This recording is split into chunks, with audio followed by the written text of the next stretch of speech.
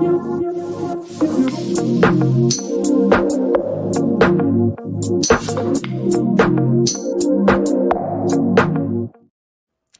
everyone, and welcome to this very exciting episode of Gemini Rising. My name is Natalie Sadie, and I'm joined as always by my co-host, Anne Woolke. And today's very special guest is one of our favorites, Fixed Air Moon, otherwise known as Bryan Scarborough, one of our favorite astrologers. Welcome, Bryan. Hello. Thank you for having me. God, I love your guys' intro. Love it. Oh, So good. I love that you said this, because as it was playing, I was thinking, I don't even want to introduce everybody. I just want to say, Anne, I love this intro because that's all her. She had the idea and the vision, and she just told me what she needed from me. And every time I watch it, it makes me happy. It was fun. And also finding the right music and everything. It just felt so Gemini Rising to me.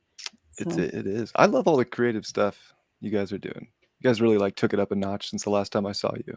And I'm just happy to be here again. It's nice to see both of you and catch up. It feels like it's been a long time, but at the same time, it feels like it was just yesterday that we're all hanging out. So it's interesting how time works these days. Mm-hmm. Yeah, time definitely feels different. And it does feel like we were just all hanging out in the studio. And everything in that studio has always felt like we are in a different time, in a different universe. That's so true. It always reminded me of a casino. Yes. Like somehow it didn't matter what time of the day, it always felt the same. It is one of those places. And I worked in a casino for 2 years in Melbourne, and we had windows in the room that I worked in because I was in the high roller suite. But I would get there if I did a morning shift, and I would open the blinds because I wanted to see outside, and the players would go, absolutely not, shut the blinds. So we would have to shut them. And there are windows at the studio. There actually are, but it did always feel like it was just this. Well, I was going to say this matrix we were stuck in, but I think it's stepping out of the matrix and into a different space. Mm-hmm. Mm-hmm. Yeah, it was like it was the retreat from the matrix. Correct. Yeah. This vortexy spot. Are we being nostalgic about it because we know the studio's about ready to be gone? Probably. Yeah.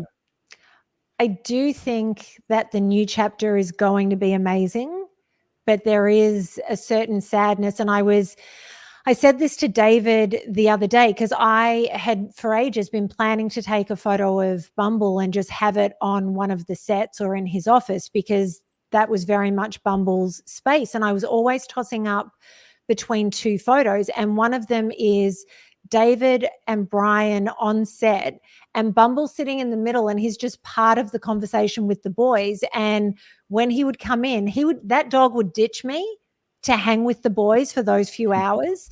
And the other photo was a photo of David and Bumble. And the night before I found out about the studio, coming to an end in this version of it, I didn't know about that, but I had this thought came to me and went, you have to print off this photo of David, Bryan, and Bumble. So maybe there'll be a place for it in the new studio, but. Of course there will be. Yeah. And I was just talking with Bryan beforehand. We have to cut things out, or not cut them out. We have to get rid of things to move on to the new thing. So yeah, you got to clear out old energy to let new energy in. If we're already full all the time, we can't accept anything new from the universe. Mm-hmm. So it's just it's Scorpio. Things got to go so you can receive more.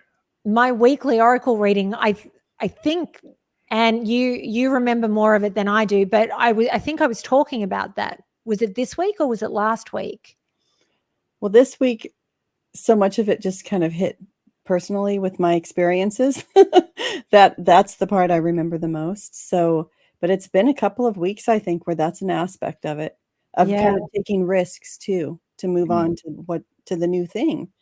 And it's not always comfortable, but so many people seek comfort. That is where I feel that we are as a society. People's goal is to seek status quo, boring, right? Even if you think you're outside of the matrix and all that, people maintain their energy at the same level with the same people, no matter what, right?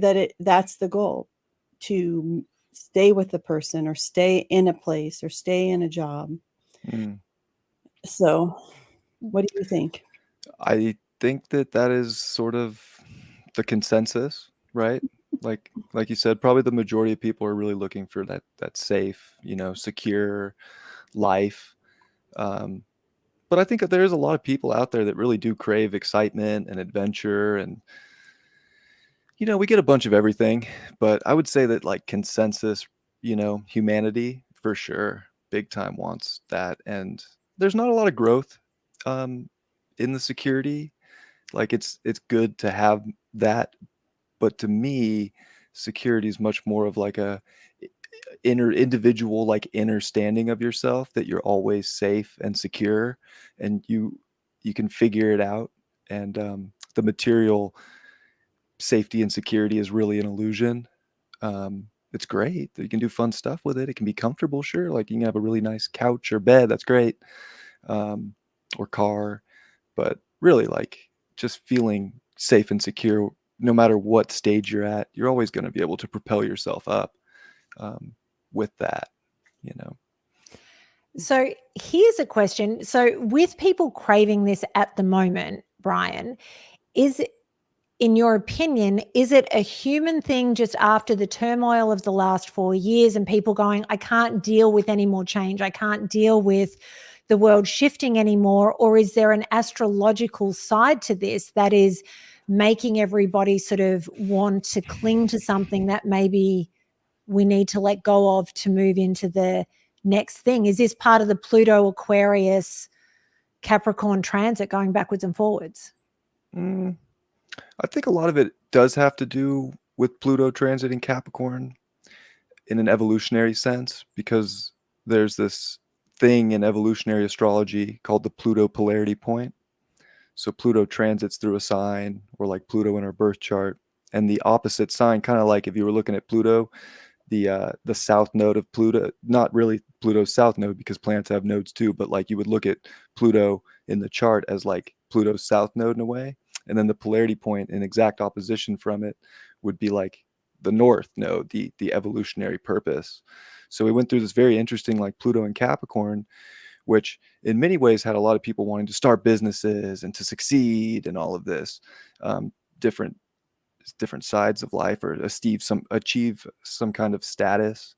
But then there was also this evolutionary necessity to find safety and security within ourselves, and to kind of feel at home and safe. And that could also be literally like, I just need to chill out and my nerves are shot. And I do think that the pandemic, it shocked everybody's nerves pretty good, and all the Uranus stuff that we've had this year has shocked people's nerves. So our nervous systems are kind of a wreck as a collective, and I would imagine there's a lot of people that would like to just ease that and get some chill weather, a nice chill forecast. Unfortunately, those don't really exist anymore. No. Yeah. I was asking Bryan earlier too, and Natalie knows this too. I was saying, hey, let's try to avoid too much political talk because that's what you see right now. I can't take one more video coming up on my feed where someone's doing somebody's astrology to do with the election, right? Which candidate's going to win? And it was almost like a barrage recently of people putting out their videos so that they could later on be able to go back and say, see, I called it, when before nobody was willing to go out and take a risk, right? Mm-hmm. And I don't think, I mean, a lot of people were playing it safe. And so why, when so many people obviously do feel like they just want to escape, why is everybody taking the bait and just like jumping in on their side? And there's like a frenzy of people wanting to know or wanting to be sure their candidate's winning. We'll put it that way. It is this Pluto finishing in Capricorn. It's just got everybody, not everybody, I shouldn't say everybody, but it for sure has the collective like heightened. And just thinking back over the last 4.5 years, I mean, like politics somehow became more popular than like sports. Like everybody kind of like picked their favorite side, their favorite team, and they just were like putting up posters in their room. And I mean, like, yeah, look at that. It was like this crazy hype over like something that, I mean, is it really worth getting that invested in? I look at it different. Like this is, we're like finishing a huge Pluto cycle going through Capricorn, and government it's such a silly thing to get so attached to right now, and just the structure of society, because it's going to change drastically over the next 20 years and into our future over the next Pluto cycle, another 248 years. So, it's funny that it's almost like I've been doing a lot of trading in the markets. That's like another income stream for me. And it reminds me of like just like the market's just tearing up and you just really want to get in, and I'm going to get a piece of this, and you like FOMO in, and then right when you FOMO in, it just falls out beneath you and you're like, what did I do that for? And that's, I feel like it's a parabolic bubble of politics that we're living through right now. And I think some people are getting the hint that like like it's falling apart right in front of our eyes, and there's no integrity left in the system that is supposed to be built on integrity. And that's Pluto. It brings the intensity, it brings the obsession, and yeah, we get 2.5 months, of Pluto back in Capricorn for the final times in our lives, and it's very interesting.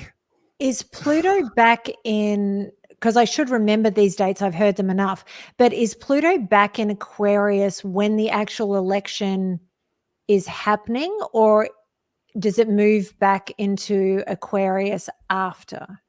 Pluto's going to go back into Capricorn November 1st through, I'm sorry, September 1st through November 19th. So Okay. no, the election's November 5th, right? Is that I correct? think so. I can check. I'm pretty sure it is. Yeah, it So is. yeah, no, the election's going to be with Pluto at 29 Capricorn, which is crazy to me, because there is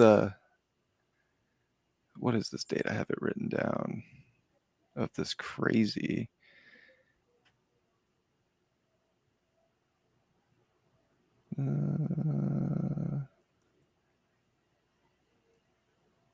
Oh, yeah. So October 22nd, right before the election, we get this sun in Libra that's going to square this Pluto at 29 degrees of Capricorn, and it'll be direct then. And it's the last time we're ever going to see a sun in Libra square Pluto and Capricorn. And the last time we saw a sun in Libra square Capricorn was actually at this 29th degree, and it was in 1778. Revolutionary times. So it's just like we are just going to see some big chips start to fall this year, and I for one am excited about it. But yeah, anyways, to answer your question, yeah, Pluto's going to come back into Aquarius November 19th. So no, the election it'll have taken place. And Mars is retrograde when the election is happening as well? Yeah, what was the date for straight that Mars after? retrograde? I think that it's like right around that time. I had it. Is it already going to be retrograde again then? Yeah, retrograde's at 6 degrees Leo. I know it's right around then. I just can't remember.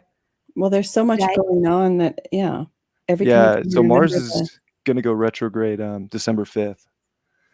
So after, but it is in shadow. It's in shadow and going slow, but not quite. We still get Mars direct for the actual election. But Pluto is going to be going direct right about or right before the election, of course. There's just a lot going on. It's crazy. This is why we just need to live our lives and And the find the eclipses. solution for how to get through Amen. it. Because all that stuff also, I'm having nodal returns and I'm having all these eclipses on my stuff too around that time. So I don't know. Maybe I'm thinking about myself and thinking, I just need to focus on me. But it is North Node in Aries, so maybe we should focus on ourselves. We And should, not but get that's something that's interesting too, because this Mars has to go through hell before it even gets to retrograde.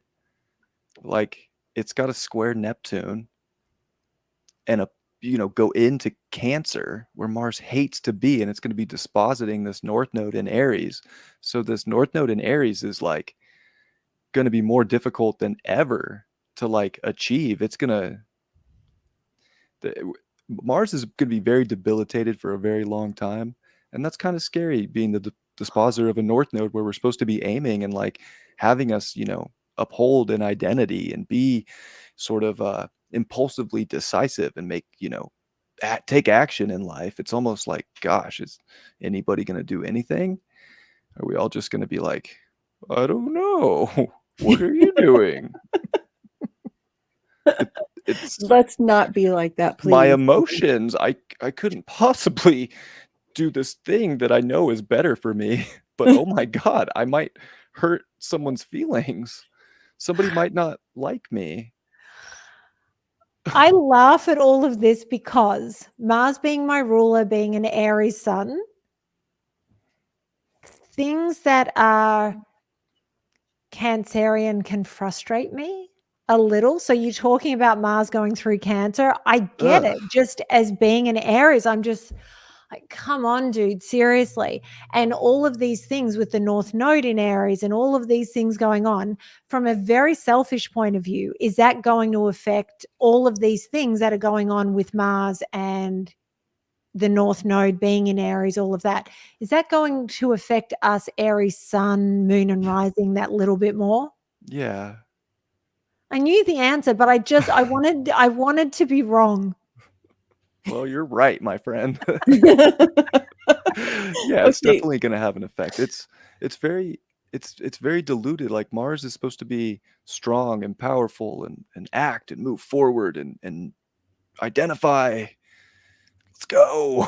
And like, this is why it doesn't want to be in Cancer, and it's, that's its fall position, because it just can't take action because there's emotion tied to it, and it's going to get stuck in limbo.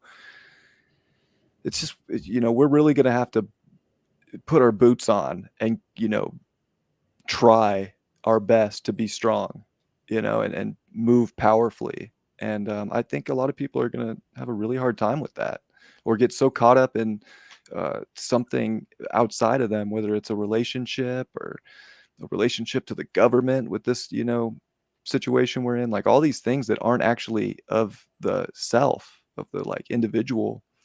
There's like a million different ways that we could just get absolutely caught up and lost. And then by the time Mars finishes in Cancer, after going through that whole fall, it's got to oppose Pluto at 29 degrees, which is a crazy time. It's crazy. I keep thinking I of got to be honest, like September through December is like some of the craziest like Yeah. astrology I've seen. Well, I think a couple of things I'm thinking of. First of all, Saturn's in Pisces also, right? Yeah, So it's sort retrograde of also at that like a time. big And now. Piscean watery lesson. Yeah, But it's I a keep watery mess, Anne. There's well, I water keep everywhere. picturing that And that's Neptune retrograde in Pisces as well, let me just say, because that has been Yeah. terrorizing my Mars. Yeah, so Natalie loves all this watery energy. Yeah. She loves it. It's putting out her fire. There's a ton of water coming up here, and it's crazy too, because we're gonna have two, like both the dispositors of the nodes. We're gonna have Venus in Scorpio in its detriment position, and Mars in fall in Cancer, and we don't know which way's up. So we'll just be bobbing out there at sea, just floating aimlessly. But I keep It thinking has of the it eye has of, that hopeless feel. I'm not gonna lie. Like, what but do it we also do? could have Who do the we do it endurance with? feel, You know? like an Iron Man relay. Like that's what I'm thinking of, not, or what is that called? That event where you do running and you do a Is marathon. that the triathlon? Triathlons, Yeah, Iron or the, Man. I think it is the yeah. Iron Man. Yeah. Oops, Yeah, we um, need to get that energy going, to be honest, and, like, uphold it. We need to well, be Iron Men and women. It's that's what we're gonna important. have to be, right? Yeah, we gotta be like, the strong are gonna get through it. They're gonna do fine. They're gonna adapt. They're gonna take action when situations arise. They're not gonna sit and just second guess themselves. They're gonna react properly. And I feel like spiritually, we've been training for this for the last 4 years. So for a lot of people, it shouldn't be that bad. I think some people are just gonna naturally have that oomph, and it's gonna be fine. But man, for some people that like are kind of like living a false, sense of self, it's gonna suck. Or also a false sense of the world? Because Yeah. you talking about what Mars will be going through in Cancer, and that's obviously in the lead up to its retrograde, which happens just after the election. Mhm. Those sorts of feelings and very strong feelings and their sort of identity being tested in that way, it makes sense that those are the emotions people are going to be going through in the lead up to the election. Because look, if you go through history and you look at any election, every time people are on the road and running their race, they're saying this is the most important election of our time. Every single year or every single election year, they say this. Mhm. But I feel like we are at a point where it has become so divisive and so, in the past, people used to be passionate about politics to a certain extent, but you could sit at a dinner table and have a really healthy debate with someone, no matter which side you were on. And it would be interesting. It might get heated, but everyone could walk away friends. Whereas we're at a point in time where there are a lot of people that if you don't agree with me, we cannot be friends. Yeah. So that whole thing in Cancer with Mars, to me, makes sense that that's what is going to go on in the lead up to this. Yeah, there's gonna be a lot of triggering stuff, and probably, like you said, like sitting at dinner tables trying to have conversations. And it's funny, I feel like when I was growing up, and maybe I was just not paying the best attention because I was, younger. But it seemed like, from, like, election to election, you would see sometimes people, like, flip. Like, somebody might vote Democrat one election, and then the next election, if that president didn't do what they were expecting, like, they might vote Republican the next time. That's, like, against the law now. Like, you're, like, not allowed to, like, change your bias. It's so funny. You're like, "No, Yeah, you have to be married to whichever I side you're bleed on. this color." It's really weird. I don't know. It is really weird. I mean, I'm all for taking sides and being strong and standing up for your values. And I think that's what we all are are needing to get back in touch with, right? Is Mhm. to feel how it's making us. I think that's why we're getting stuck in, if you're stuck as a Mars person in the deep ocean, right? And you can't, and you don't see any way out, and your flame has gone out, and you're Natalie, and your hair is probably all messed up, and your makeup's off. I feel like, sorry, I know how it feels because Mars has been doing crazy things in my chart too, but I'm all Aries, so I don't know. I'm just making a hurricane over here. But Natalie's fire is out too. But I mean, when you are forced to be in the emotion of it though, maybe it's getting people to think, wow, I really don't like feeling like this. And these people are leading me this way, but you have to get back in touch with how you feel, Yeah, because why do we think someone outside of ourself is going to have the answer and the solution? How much more do we need to see to realize that they don't? Nobody does, right? 100%, So, yeah, maybe 100%. that's what we're being But subjected al to. but also, like Natalie mentioned, the divisiveness, I feel like it's more clear than ever that the whole reason a two-party system even was ever invented was for divisiveness and to divide our collective, and especially for the country. And it's so funny because we're always sitting here fighting each other over stupid things, like really trivial little this and that's that these politicians feed us, but they don't actually do anything anyways. It's just a bunch of like selling points to get a vote. They rarely do what they say. It does. So it's just, I wish we could stop looking at things like that. And then, you know, we're like just the black and the red ants in a jar getting shaken, and now we're fighting each other all the time over something. Like, we could make some serious change if we stopped fighting each other and fought, you know, for our rights altogether. And I understand we have different values and different, you know, we want different things, but that's what I hope at some point we can find some more middle ground. It's hard to find middle ground these days, I've noticed. I've brought this up on Full Disclosure a bunch of times, but so Bumble went through a training program in Lancaster Prison. And when I went to go and get my living, breathing furry puddle, because he did not like to be upright, he needed to sleep 20 hours a day. When other people that went in to collect their dogs were doing training drills and figuring out what they needed to do for their dog, mine curled up in my lap and just wanted snuggle. So I sat around with a bunch of these guys that a lot of them are in prison for life, or certainly longer sentences, and they've done a lot of work on themselves to be able to get into this program. But I got to ask a whole lot of questions about life inside this prison.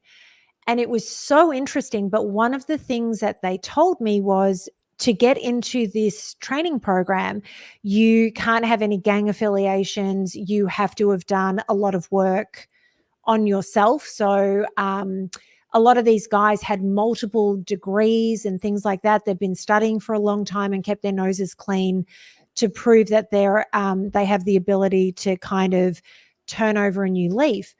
When we were talking about gang violence and things within the prison, they explained to me that most of that begins because of the guards. So publicly, as people that for the most part won't have anything to do with anyone in prison or won't ever sort of have to visit people in prison, we read the media statements that come out that we're stamping out gang violence, we're stamping out this, we're stamping out that in our prison systems to try and get reform where it needs to be. Whereas the reality is the prison guards help create the division by gang, by race, by all these different things, because when you have a divided population, they're warring each other instead of warring against the guards. Whereas the reality is the guards may have the guns, but the prisoners have the numbers. And if they banded together, it could change the way everything is run. So they need to keep them divided. And I remember that when they told me this, my brain almost exploded because it made so much sense. And I honestly feel like that's what is happening with the general population. They put in divisions by race. So the whole BLM argument, whichever side you stand on, politics, race. Now we've got gender and transgender rights, COVID, mask, no mask, vaccine, no vaccine, all the things. And everybody's at war. And in a way that we have never seen before in our lives. And people keep buying into it. And this is why I so often try to go, I'm just on the side of humanity. Let's just move forward. But I think for a lot of people, they feel so passionately about whatever issue or cause or party that it is, and they're not able to let it go and see the bigger picture. Astrologically, I don't know the astrology of 2025, but I know that it's a lot because every astrologer that I've spoken to about 2025, this is their reaction. At some point, because I know there's going to be huge shifts as Pluto moves into Aquarius, but is there going to be a point where we do come together? Is it in the 2030s? Give me some hope, Bryan. I haven't looked that far ahead. Well, what honestly. does coming together? But I would say, honestly, I think Pluto in Aquarius gives us a good chance. Like, but that's a 20-year transit. So, expecting magic and then humanity to rise up and take power back, right away is probably not going to happen. But I do think we start to see, certain revolutionary, attempts and people standing up for, everybody and like trying to really come together as a collective. Pluto, I mean, not Pluto, but Aquarius is it's the people. We're all, common. We all share this same thing. We're humans, and it's about humanity and humanitarianism. And I do think that there is going to be something over the next 20 years that is going to remember that we're all connected and that we have so much power when we remember that. It's just not now because there's still way too much Capricorn energy with Pluto. Like the collective knows, even people that don't do astrology, they still know there's this intensity still in Capricorn. The election. Trump v. Biden too, but then Biden drops out. Who's the replacement? It's Kamala. It's just this weird story and everybody I've talked to is really in the same boat. Like, can we just get some new people in here? Please? Which, I mean, Kennedy's super intriguing to me. And I know you are a huge, Kennedy fan, Natalie. And I don't know. He'll probably end up getting my vote when all's said and done. I want to ask one other question before we sort of move on to other topics, or I'm assuming we're going to move on. Okay, Saturn and Neptune conjunct 0 degrees Aries. That happens at the beginning of 2026. Is this correct? I could find the exact date. I don't have it memorized, I'll be honest. But okay, I can look that up quickly. But when they do conjunct in Aries, is this going to be a good transit when they come together and they both move into a fire sign, or is it going to be another? Typically, no. Okay, awesome. It's yeah. Gosh, I'm pretty sure I remember talking with David about this a few years back, and it was around the time that he was doing a lot of work with Nostradamus. And Nostradamus had predicted something crazy, like this crazy war or war in a plague or something big. And he literally used Saturn at this certain cycle, and it came into Aries with Neptune, I'm pretty sure. So I don't love it necessarily. Also, we have to remember that Aries is Saturn's fall placement. Like Saturn's exalted in Libra, the fall is Aries. Saturn sucks in Aries, but that's kind of a good thing in some ways because it kind of takes some of the restriction off. It kind of does lower the government standard, and Neptune dilutes everything it touches, pretty much. So it's an interesting thing. I don't know. I'll be honest. With Pluto where it's at, Neptune coming into Aries, I think there's going to be some escalation that's going to, be a catalyst for change, and it's probably war. War. Having a look at the chart, and I've just sort of flicked through really quickly, it looks like 24th of May 2025, Saturn is 0 degrees Aries and Neptune is 1 degree Aries. Yeah. So I don't know if there's a moment where they're both exact 0 degrees, but May 5th, 2025. Well, they both retrograde back in at some point. Let's see.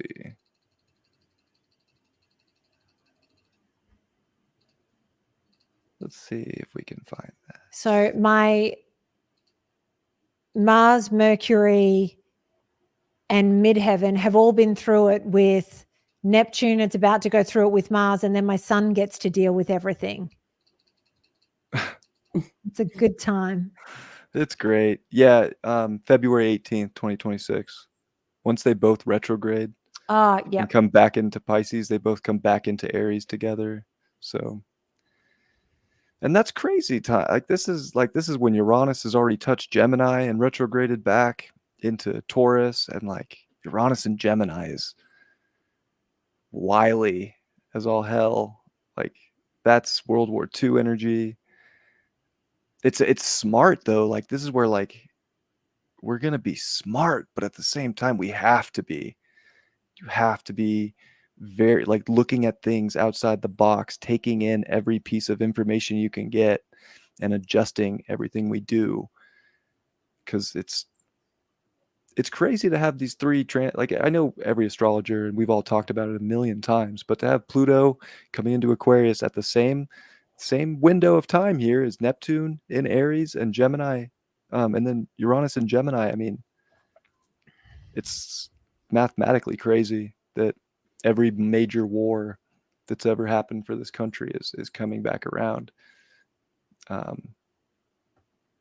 It's just interesting stuff. Does history repeat itself? I mean, we're all going to get to find out.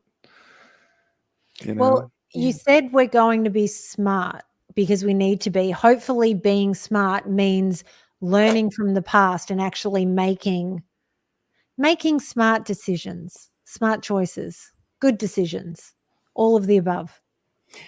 But imagine making all these good decisions while your leaders have fallen apart, your government's fallen apart, or your leaders are deluded.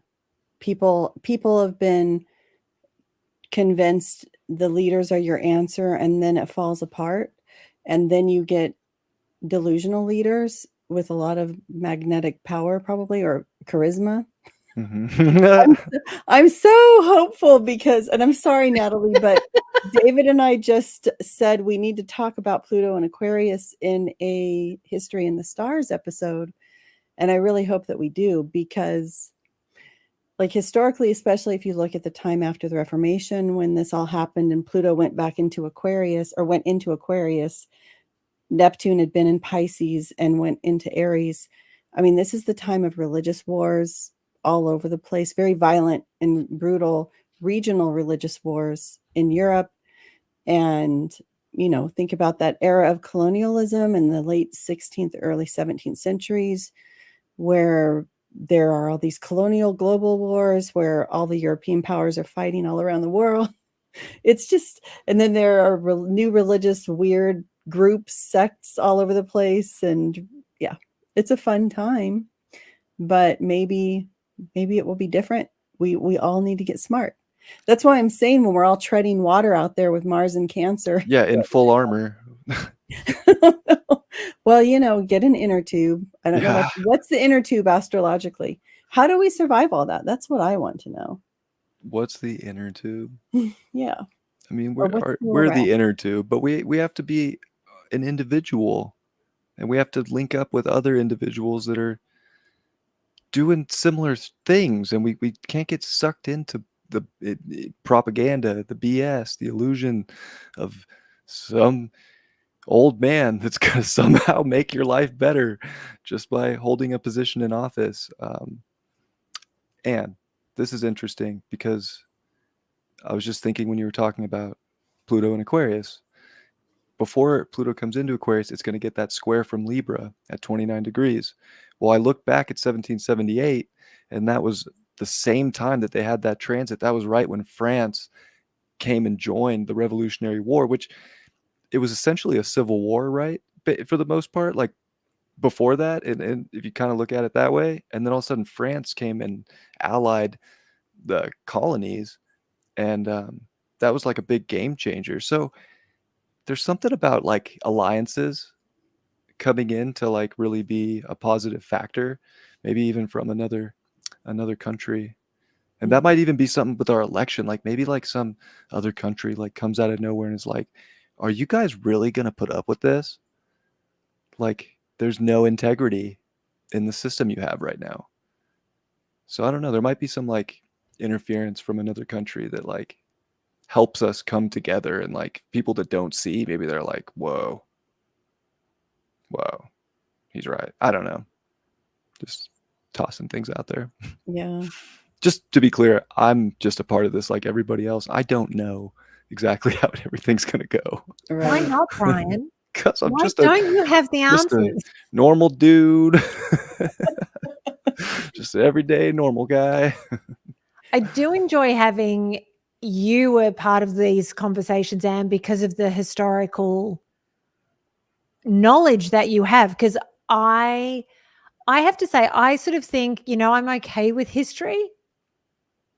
When I hear you speak, I think I have no freaking idea. And so I always love hearing your perspective. But as a historian, living through times which are historic, and I remember in 2020, I think it was when the BLM riots were happening. I was on a walk with one of my neighbors and I said to him, we are living through an historic moment. And in my very naive brain, I thought it was literally this moment in time that was historic in terms of the riots that were happening during a once in 100-year pandemic and all this stuff.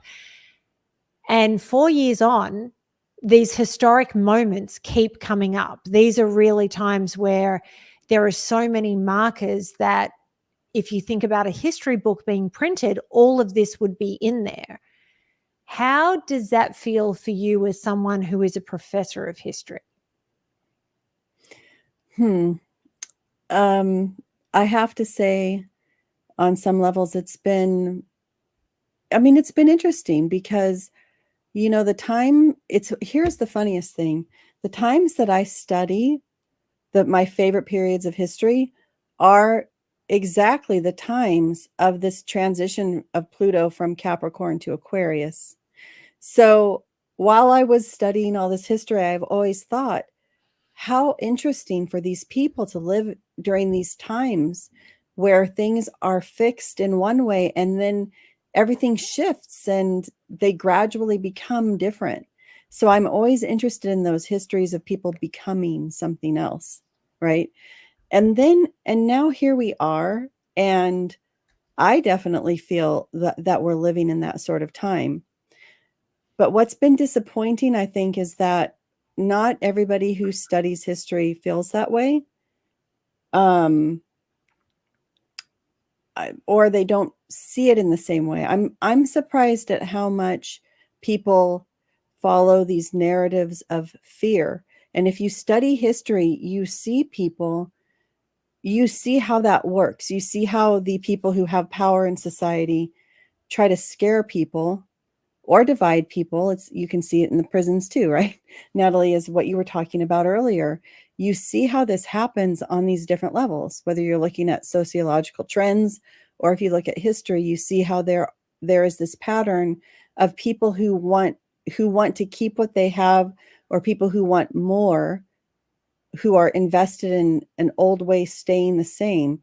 They'll try to scare people to keep them away, or they'll try to distract people. So that's been the most eye-opening part of it, because I always thought, we'll all see that happening. No one will fall for it. We all study this. But people just fall for it. Or they're not falling for it. People don't get outside of the moment and analyze what's happening. I can't explain it. But I think fear is one of the greatest ways to control people. 100%. It always has been. You don't make good decisions in fear, like fight or flight. It's very rare that people make the best decision for themselves when the emotion is in that place. Another reason Mars is terrible in Cancer. Wow. Yeah. But people don't say they will say, no, this is the intellectual decision, or this is the intellectual reality. People will make the argument, yes, this is just like Hitler, or what, that's always the example that comes up, right? And then everybody will nod and agree and see and then they won't really discuss the details, but they'll say it's academic. But it's just amazing to see the way people convince themselves that the fear is the reality. You just said exactly what I was going to say. They have to justify their decision. And I've been talking about this with a lot of people just privately, people that have rewritten history just over the last 4 years, and decisions they've made to do certain things, all of that. And some of these people, I've been talking to them throughout the 4-year period and beyond, but what they were telling me was a reason for their decisions at the time. And there's no judgment attached to this. But when we talk about that time period now, they talk about, well, this is why I made this decision. This is why I did this. This is why I did that.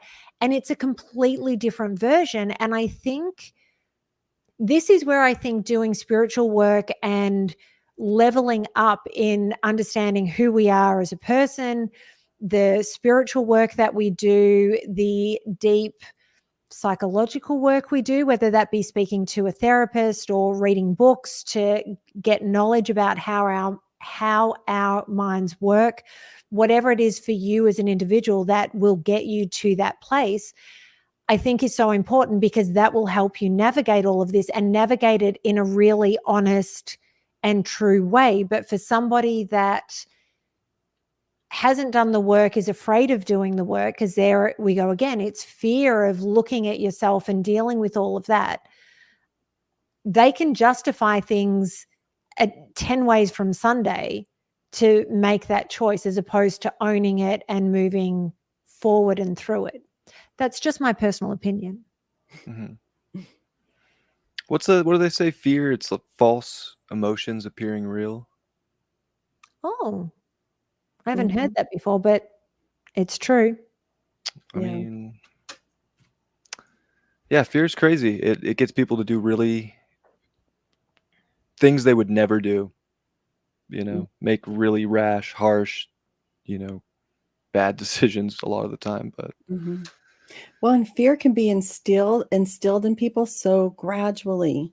That's the other thing, is to see how, if you understand psychology, which I don't, I mean, but if you watch people who really understand how people work, and you see the manipulation just being kind of doled out, and people just follow it. They fall for it. They just run after it. So my question, I guess, for Bryan would be, how can we check ourselves? Like in the astrology, what do we look for to see our own ability to delude ourselves? So where can we check ourselves? To delude ourselves? Yeah, or just how do we know we're on our best path? Or how can we check to see, okay, wait, is this really what I want, or is somebody manipulating me into this position? I think when we're really able to make decisions without some kind of influence that isn't from ourselves, whether that be social media, the news, TV, relationships, parents, friends, like literally anything, like being able to act responsibly from just your own place of value and individuality, that's how you know you're doing things the right way. If you're trying to please somebody, something, follow along, that's when you're getting into a dangerous place with this astrology. Like you're probably gonna not be happy when all is said and done, and you're gonna wish you would have made decisions for yourself. But I think when you're strong and independent and know who you are, and you just make decisions based off what you think is best. And look, you could be wrong. It's okay to be wrong. You don't have to be perfect. You could make bad decisions. It doesn't matter, as long as it was your decision. We learn from it, we grow from it, we move on. But you're going to feel a lot better about making your own decision about something and then having to maybe rework it because maybe it wasn't the best thing to do in the time. You're going to feel better and feel like you learned something better than just blindly following what somebody else does or says. And then all of a sudden you're like, why did I do that? Why did I listen to them? Then you're going to feel like the biggest idiot. But is that the only way some people grow? So are there charts that you've seen that show, okay, this person has to follow, and then they find who they are after they follow and make mistakes? Is it hopeless? Are we all never going to progress as a group? No, we all progress. No, I mean, everybody's so different. It's hard to answer on that. We all got our own, insecurities and things that, we're all wounded somewhere, right? Nobody's perfect. Nobody's got it all figured out, and we're always learning, and that's life. But just especially right now, like the more you can individuate yourself from exterior motivations and just try to activate your own motivations, you're gonna feel more satisfied no matter what happens. How much? Because I know in your readings, you will utilize human design. How much of navigating all of this, or how important do you think human design is in conjunction with the astrology in finding a way to navigate through all these different transits that we have going on at the moment? I think it's extremely important, but admittedly, like I'm not like an amazing human design um, student. I know the basics pretty much. I mean, maybe a little bit more than just the basics, but this cross change from that Pluto is going into the cross of the sleeping phoenix is a huge, a huge collective shift. And I know Dylan's talked about this a lot, but this is just not a good time to play follow the leader. Like basically that was what he summed up from that, is like you better know how to figure it out on your own.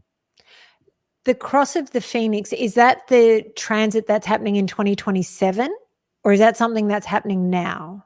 I think it's 2027. Yeah. The incarnation cross switch. But we're on the cusp of it, you know. I mean, 2027 is going to be here in a blink of an eye. Like, Right. it's crazy how fast time goes. It's like long days, but short years, you know. All of a sudden, it's like, whoa, what happened?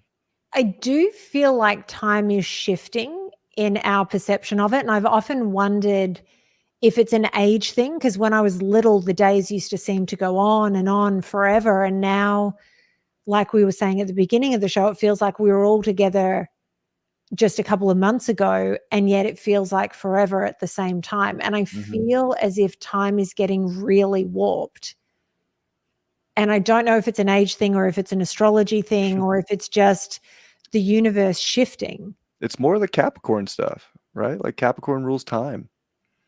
Saturn rules time. So we have this Pluto finishing its wrecking ball of destruction through Capricorn. So like time is a completely different construct, and it's going to be a completely different construct moving forward than what we were used to.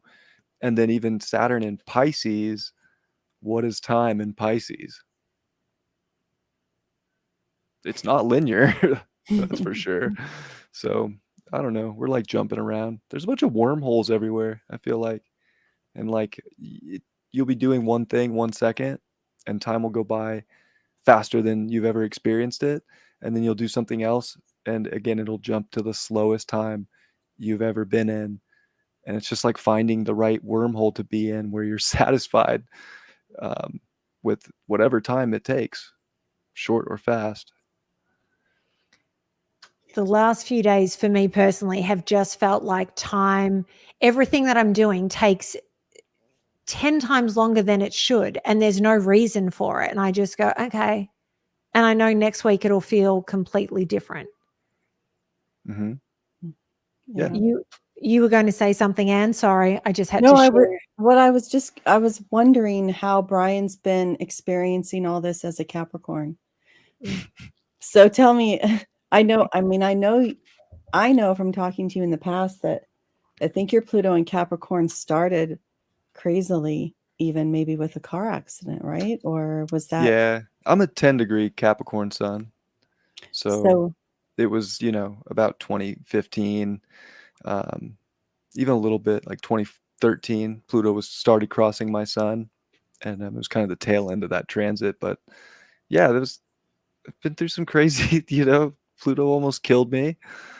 Manifested through a really random car accident that just happened out of nowhere, and changed my life at that moment. That was definitely a catalyst for like believing in something more than just this reality. So that's cool. It's been, I don't know, like it's all I know. Like it's like hard to like really speak on like how it's been. It's like the only thing I know, and there's just been moments of bliss and great and amazing, and then there's been moments of absolute hell, and there's been moments of I don't know what's going on, and success, and then failure, and it's just been everything. It's been tumultuous in many ways, but nothing. I mean, Capricorns are naturally like a pretty resilient, Capricorn is resilience, and I feel like most of them, including myself, like you just find a way to keep going and just, it's almost like looking at life like work, and you just get up and do it again the next day and see what happens. So it's kind of been like that for me. I'm definitely excited to see Pluto. Bye. Later, dog. It's been real. Has it felt lighter each time it's moved into Aquarius for you? No. Admittedly, no, not at all. But it's just other things combined, that in my own astrology that's happening too. It just hasn't been like easy these last 2 years with Pluto going back and forth. Probably not just Pluto's fault. Like there's just other things I'm dealing with. But no, it's just been a struggle, to be honest with you. Like life was so much easier when I was like between like 2022 and 2024.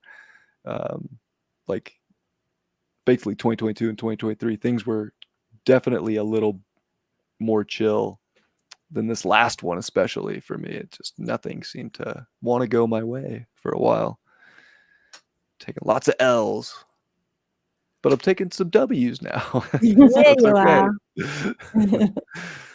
So I just need to say, anyone that's interested in Bryan's car accident and all of that, which sounds a little bit dark, but the very first interview we ever did, we did talk about astrology at the end, but we actually talked about how you found astrology, and we talked about that whole period of time. So that's on my YouTube page. I don't even remember what date we did it, but it's the very first interview I ever did with Bryan, just for those that want to know his story in a deeper way. Yeah, that was probably like March of 2022 or something. I almost wonder, hang on, I'm actually going to bring it up just for myself too. Probably somewhere around there. I will tell you exactly when we did it. So it's saying, hang on, is it that one? No. Okay, so 2 years ago, and the title of it is 2022 Predictions with Bryan Scarborough. But the beginning of that, we really went into your story before we got into the astrology. So you only need to watch the first half, but that will share Bryan's journey with you. So I think most of the people here have probably heard it before, unless we get some new viewers. We're going to get so many new people. You won't. Yeah. They all need to know. So Natalie can link it below as well. Right? Absolutely, I will. One of the questions that kept coming up when I announced that we were doing Gemini Rising with you was, what has been going on with Bryan? And you've kind of touched on a few things, but since moving out of LA, what has been going on for you? So moved back to my hometown of Nevada City, July of 2023, and that was great. I really wanted to move back home and be with my son. So Lauren and I both moved up to Grass Valley in Nevada City, and it was cool. Tried to like start a little, a little family, little thing, with Sterling and stuff, and that had its own challenges. We kind of were just like met with like it felt good to be back, but man, like this house that we ended up renting was really weird energy, and I feel like it played games with us a little bit. It just made everything harder than it needed to be. So it was like simple little things were way harder than they should be. Really weird. Like here's an example of this house. The moment we moved back up there, for like 2 weeks straight, I got a nosebleed every day. Really weird.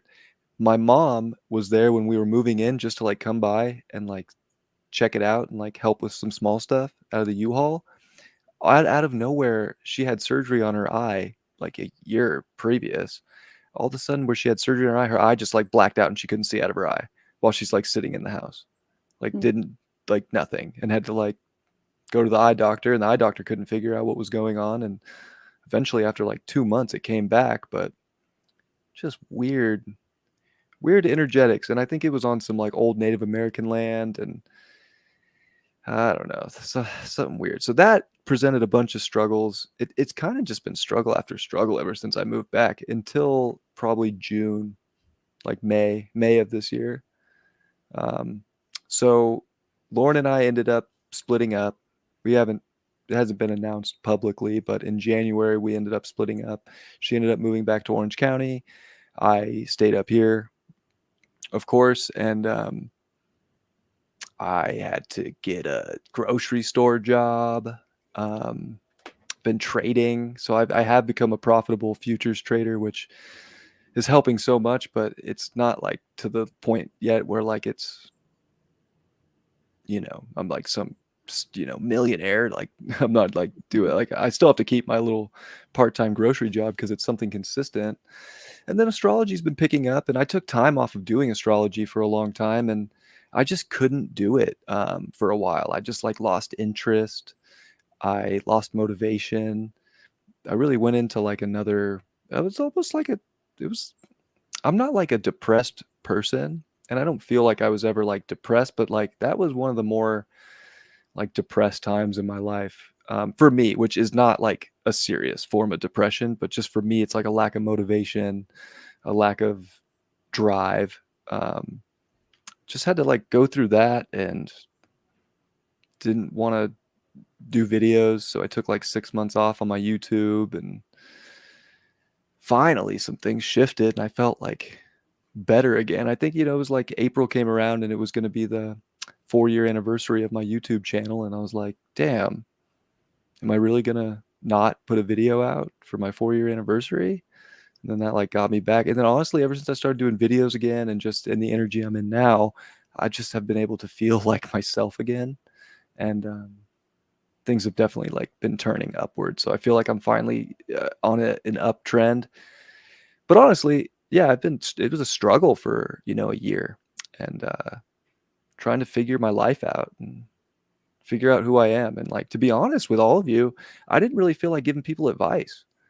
Like, I didn't want to do readings. I didn't feel like giving people advice on horoscopes. I was like, who am I to give anybody advice? Like I can't even figure my life out. So yeah, that's where I was at for a while. Wasn't fun, but these things happen. We go through peaks and valleys in life.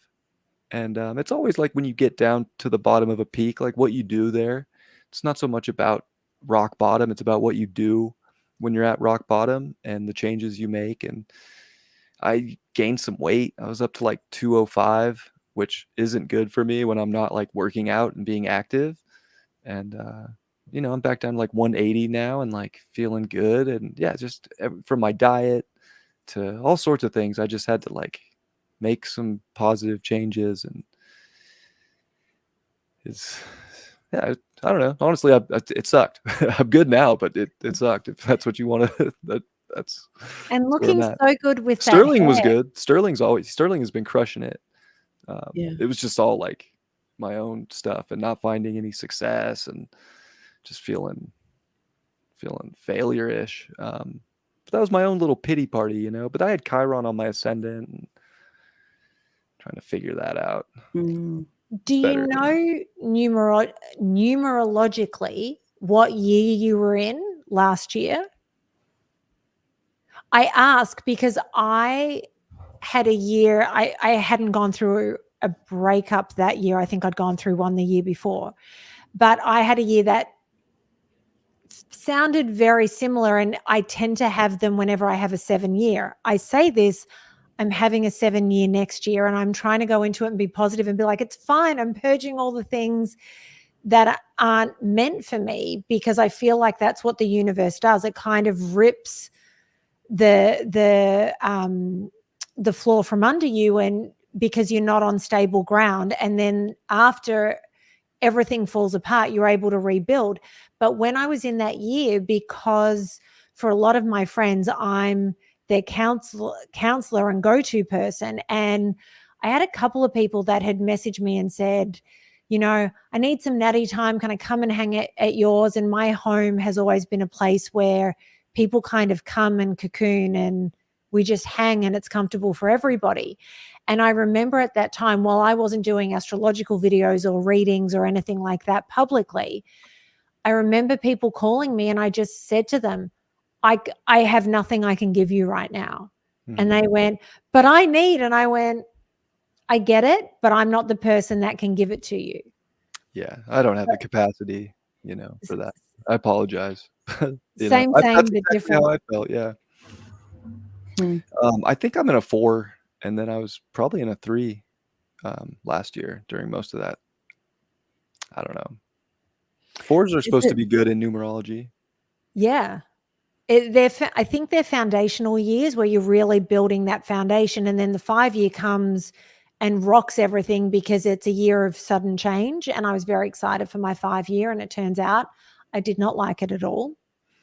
It was when Yeah, I lost 5s Bumble. are wily. Yeah, they're weird. Yeah. Yeah. But with all the change, I'm thoroughly enjoying your hair. And we talked about it Oh, just thank before you. we went on. But I feel like you've got to show them what the Oh, back is yeah, like. it's kind of a mullet, you know what I'm saying? Yeah. Like, in the front, it just kinda looks like, "Oh, he's got a nice little fade going." But in the back, got a little mohawk rat tail. Well, it is lovely. And I'm vibing with it. Well, that's why I I couldn't got use the I old got the picture for sides the done thumbnail. today, and the lady's like, "Do you want me to cut this off?" I'm like, "No." I'm gonna let that little rat tail go a little longer. Thank you very much. When you start plaiting it, we may have a conversation. Yeah, I'm gonna braid it and have it come down. Then it will be like a Jedi, right? Yeah, exactly. It's fun, I don't know. I'm like, I probably have a couple more years of, like, before I'm just shaving my head anyways, so might as well have fun with what I got now for a little longer. Yeah. Absolutely. Yeah. I just feel like what you described right now is such a Capricorn journey. And, I really admire your strength to just to go through it and to come out the other side and to just, to use that opportunity of your 4-year anniversary on YouTube to just get back out and start doing it again. I feel like, success, and I guess success, but just the success of starting something and continuing it is so hard, right? And those transitions are so difficult Mhm. to do, to go back, especially, right? To move to somewhere that you'd been before and start a whole new relationship. And then that doesn't work. And man, your Pluto and Capricorn journey has been a journey and besides Oh, that, man, it's been constant, like, failure, success, failure, success, failure, success, failure, success, so it's like, I see everybody wishing they had, like, this security and this safety, right, that we were talking about earlier, and I'm like, gosh, for myself, it's like, doesn't exist. It hasn't my Mhm. entire life. Um, But I Sounds don't great, think, though. I get why yeah, people would want it. I don't even know what that would feel like. There's I always don't know something many in my people life who, that happens, you yeah, know? who has that, I right? I don't mean, is I it don't know. easy for anybody? Or is it just that we're all cardinal signs with you have a cardinal rising also, and is there something about was there something that hit us in particular? Or, I think everybody else is having it so easy right now. I'm joking. I don't think anybody has it easy right now. That's kind of the other thing is, Yeah. every chart I've done for a client this year, like, nobody's really just got it good. Like, there's, like, crazy like, everybody's getting hit by something crazy. Like, the mathematics of where Pluto, Neptune, and Uranus are, like, nobody's safe. Nobody's safe. It's like that you might be getting one trine over here, but you're getting squared over here. You might be getting a conjunction over here, but you're getting opposed over here. It's just yeah, the mathematics is funny and collectively I feel like it shows. Like nobody's really safe right now. We're all being like majorly forced to grow and evolve. We Mhm. have to. And that's probably part of that like cross the sleeping phoenix that's coming um, with human design because I wish I knew more, but like apparently that is like an insane shift on this planet. from what the human design people have said. Yeah. So, and David did a really great, and if anyone is not familiar with who David is, when we keep saying that, the Leo King, David Palmer, on our was it the last 2 episodes of History in the Stars ago, he looked at Donald Trump's and Biden's and King George III and someone else at their human design. But at the end of that show, he went into what is the cross of the sleeping phoenix and did a really great examination of it for anyone who's interested. Go over to subscribe and watch the Leo King's channel. Find the History in the Stars there. Because History in the Stars is available on YouTube, right? As Mhm. well as on Highvibe, the app. Yeah. And I'll have links for everything below. So if you're watching this after we've been live, it will all be there. Yes. But I'm wondering if people have questions, because I keep seeing things come up in the chat, and yeah, questions are good. oh, what's Bryan's website? We'll have that down there too. It's fixedairmoon.com, but man, I don't know what happened in April to my website, but like something got messed up and I lost my email. Like I can't get back into it. Oh. And I'm so like bummed about it. So I've been using my personal email. It's just been a mess. So my website's there, but there's nothing really going on there. Watch my YouTube, and I'm not on socials right now, so don't worry about following me somewhere. There's nothing to follow. I might get back on Instagram. I've been considering it.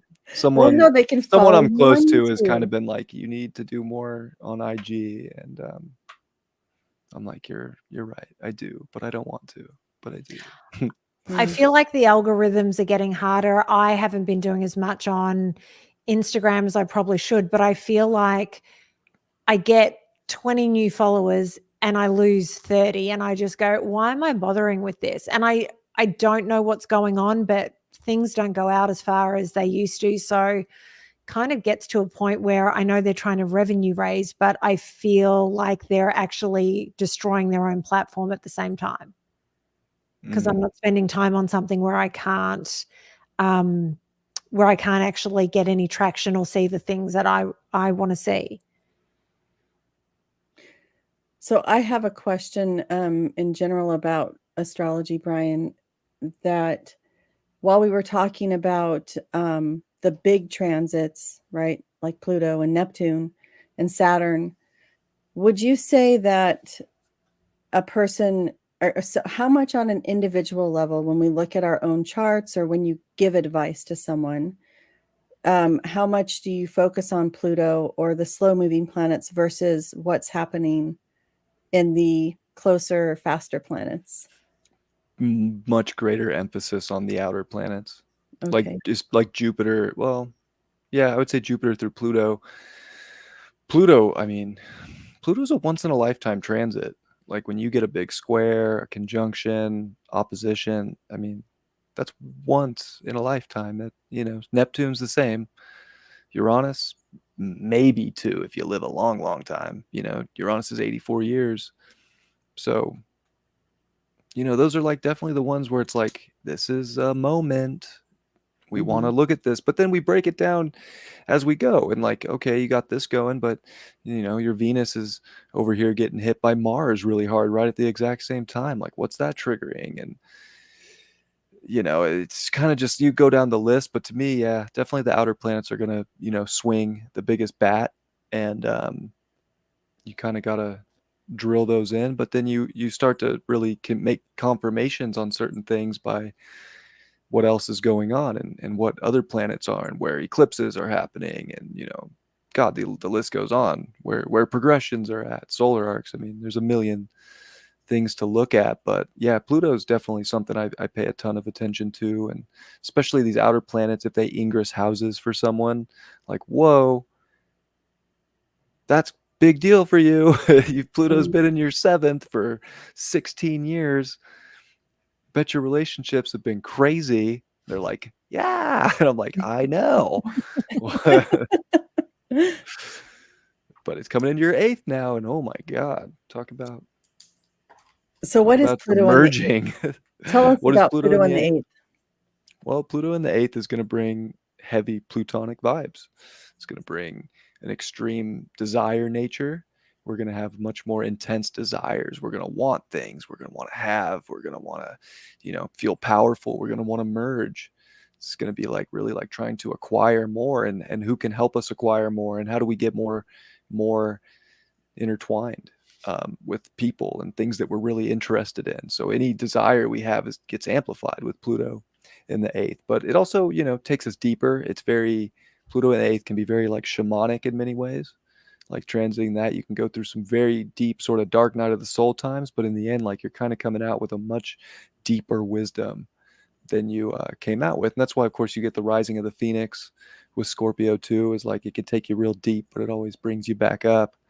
So, I mean, the 8th house is a deep one. There's a lot of different ways it can go, but that's definitely some of the main points. And again, to like build these stories, right, you're kind of looking at, not just one specific thing, but what else is happening.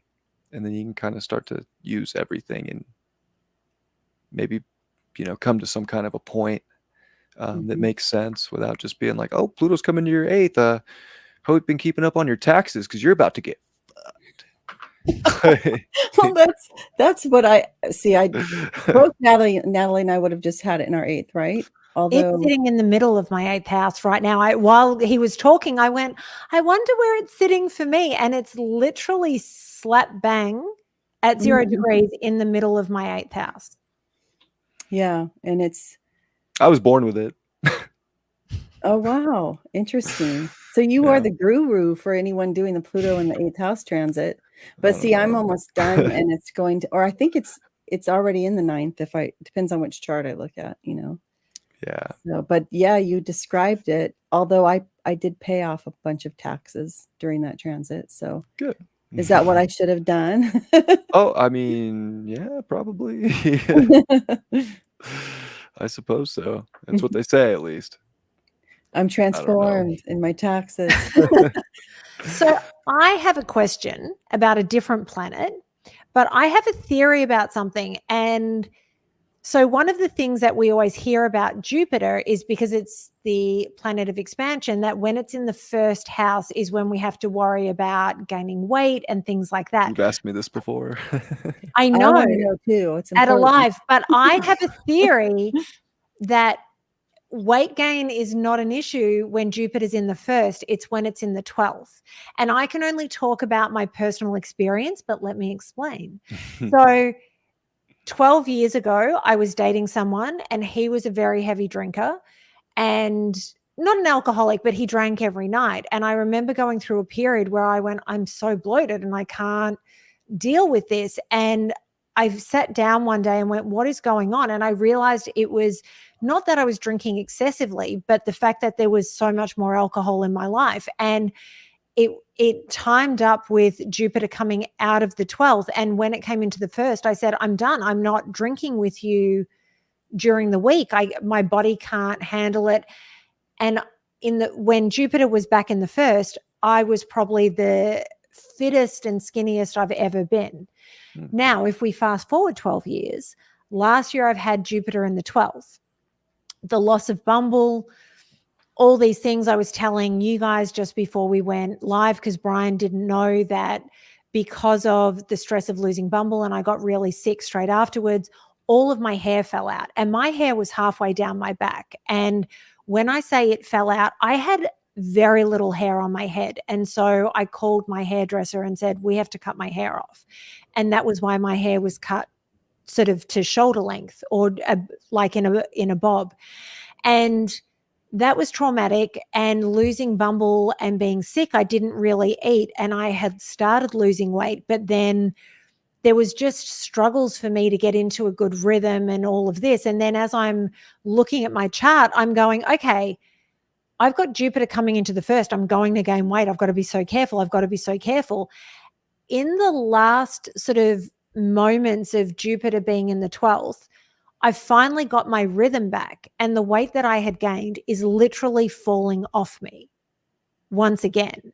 So I now have this theory that the weight gain happens in the 12th. And I don't know if it's all the stress of all the 12th house stuff. But for me, the expansion in the first, the expansion of self, is the expansion of fitness. It can and I'm be. curious as an astrologer as to your thoughts on my theory. I think it's pretty good. I know that when Jupiter came into Aries, I was pretty thin. Like that was when I was at Highvibe. Like you guys, Yeah. I wasn't like, I mean, nothing crazy, but I wasn't fat air moon. You know No, what you I were mean? looking good. Yeah, it was fine. Jupiter in my second last year, I put on weight. And even finishing in my second, beginning of this year, I put on weight. And I was just eating. And I was like a glutton with Jupiter in my second. So Jupiter in my second was more of a weight gain time in my life, as opposed to it in my first or my 12th. Not everything could be different for some people. But yeah, I mean, the general consensus is Jupiter conjuncting, like coming into your sun sign, especially, or in your first natally, could get bigger. Didn't happen for me or you, so maybe we toss that one out. How did you experience it, Anne? Because you were sort of ahead of me by about a month. No, I said the same thing, that I gained weight with Jupiter in the 12th, and but at the same time, I don't know what to make of that, because Uranus was in the 12th and Mars spent a lot of time there as well. And I don't know if it was the combination of everything, but in the past, because we had this conversation and I went back and looked, and it was always times when Jupiter went into the first that I have been the most fit. So I'm still waiting for that to happen. Jupiter in my third, I'm in like the best shape I've been in years right now. For whatever reason. I've just been like super active. Well, that's great. I mean, I think a lot of it has to do with that inner motivation again. And it's interesting in the chat. I don't know who you were talking to, Natalie. I saw a message where someone was describing how they felt no inspiration, sort of, right? That was about the 7 year. Because they had 7 year. Okay. Yeah, they had said they're in a 7 year now. And I said, how's that going for you? And I wanted to know, because we've just been talking about, not living a life in fear and not letting fear guide you. With that being said, I'm going into my 7 year next year with trepidation, only because of what the last 2 7 years have brought me. But I would like to think that I have evolved enough that I'm going to be able to go with the flow of things, so that the universe doesn't feel the need to just take a baseball bat to my life. So, well, that was why I wanted to know. Yeah. I don't know. 7 years are a wild card. I know mine was crazy. It really was. And it was like, you can't get a foothold. And the only thing really to do is surrender. Yeah. And for some people, that's very difficult. And I mean, it was for me. And I think I might be in a 10 year or 1, like back to a 1. So, because last year was the 9, and that it felt like a lot like a 9. What I will say is, the 7 years, the first half of them have been horrendous for me. And I'm just referring to the last 2. But the second half of each of those years were some of the best things that probably happened in the entire 9-year cycle. And it comes back to what we were talking about at the very beginning of the show. When you let go of the things that don't serve you and they're cleared out from your life, so many incredible things come in. So again, clearly I was hanging on to things that weren't meant for me. And the universe went, all right, you're not going to do it, but you're meant to be on this path. So we are just going to do it for you. And because I'm clinging to it, it's a little traumatic. But then all of a sudden, when you do surrender, and there is a photo on my Instagram feed. So one of the things that happened for me, it was when I was in the process of trying to get my visa and figure out if I could move over here. a lot of my modeling clients sort of started falling away, and I went and got myself a retail job for a little while, and I just went, oh my gosh. And I was living in a place that I loved, but I was miserable, and I'd gone from earning really good money per hour to, a very basic wage. And that's always a little traumatic, because you're just going, man, I'm working 10 times as hard for a fifth of the money. And there's a photo that I took. I was walking home in the rain, and I just took this selfie, and I had my eyes shut, and I was letting it rain on my face. And I said to the universe, you know what? Whatever you want to do. I got nothing left. This is what it is. And within a month, all these opportunities opened up. I traveled for 3 months of the last 6 months in the year, and the path to the visa over here opened up. And with that being said, all of the modeling clients came back out of the woodwork. It was almost like I had to let go of all these things for the opportunity to arise, for me to be in a safe space to move forward. So I think that happens so often, and it's so hard in the moment, but it's one of those things that I think most of us can look back on and be like, yeah, some kind of situation where accepting that we couldn't do something the same way any longer. We had to change. And then, we either get forced into it or we choose to, and then we're like, yeah, hell yeah. And like you, Bryan, I'm not a depressed person, but there was a moment in time where I curled up on my couch, and my best friend came to the door, and she was so worried about me. And she said, I can't remember what number you are, so I can't even ring your buzzer. And I said to her, you can't come in. She's like, I need to know you're okay. And I said, I don't want to talk to you. I don't want to talk to anyone. I'm fine and I'm safe. But I was curled up on my couch with a blanket over my head and my cat. And I had to stay like that for about a week. And I want to say pathetic, because for me, I'm just like, do better, Natalie, get up. But that was what I needed to do. And then I picked myself up and started doing what needed to be done. And that was when I was able to let go of everything, but I had to feel all the feels of everything being ripped away. So it's a process. It is. So we have to, there are just moments, like, it's just part of life. We have to go into the dark pit of despair every now and then. It's just a rite of passage, and there's just multiple little trips through there. And we always got to pick ourselves back up, and it gets better. That's the thing. And astrology proves it with cycles, is that everybody's going to have some down times, and then there are the times that are up. They exist.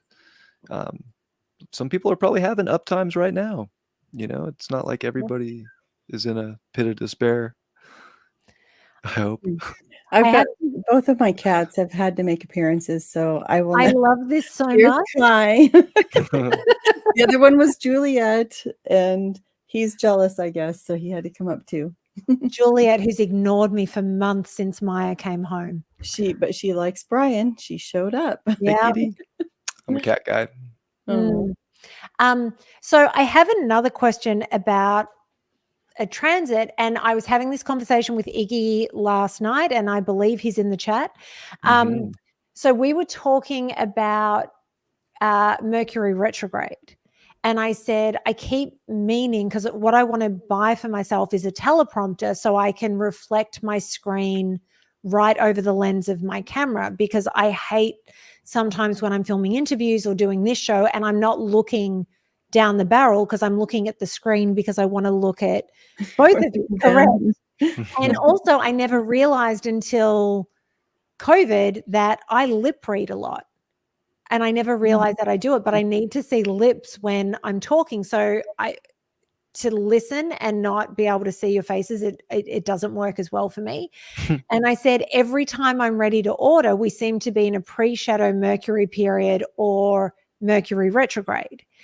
And he was saying to me that he doesn't believe in all these superstitions about buying electronics when Mercury's retrograde and things like that. What are your thoughts personally, Bryan? I don't really subscribe to it either. I have done a lot of stuff with electronics during Mercury retrogrades. I'm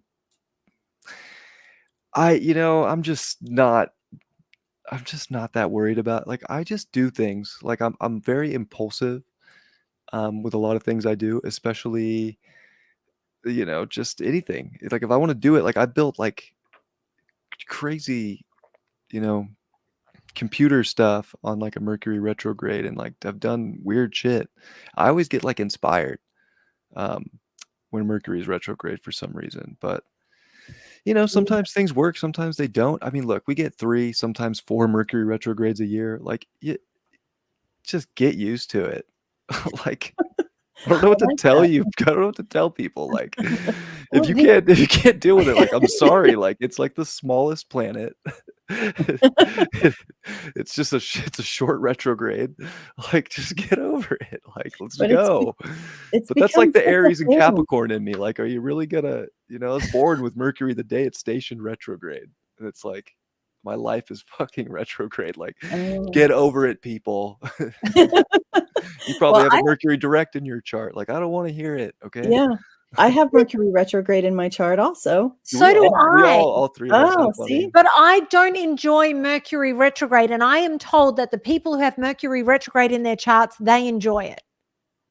I Well, do not. I mean, I always work really well, and I think it's a good creative time for me. It is for me too.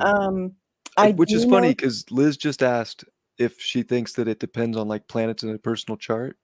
I think people that typically have a Mercury retrograde in their chart, I do think they handle it a little bit better from what I've noticed. Mhm. Anyway, sorry to interrupt. But I was just going to say that I do still notice electrical malfunctions and computer issues, or things take longer. But it also happens that I don't really mind waiting as much. I don't get as angry in traffic because I do get angry in traffic, but Natalie doesn't, though.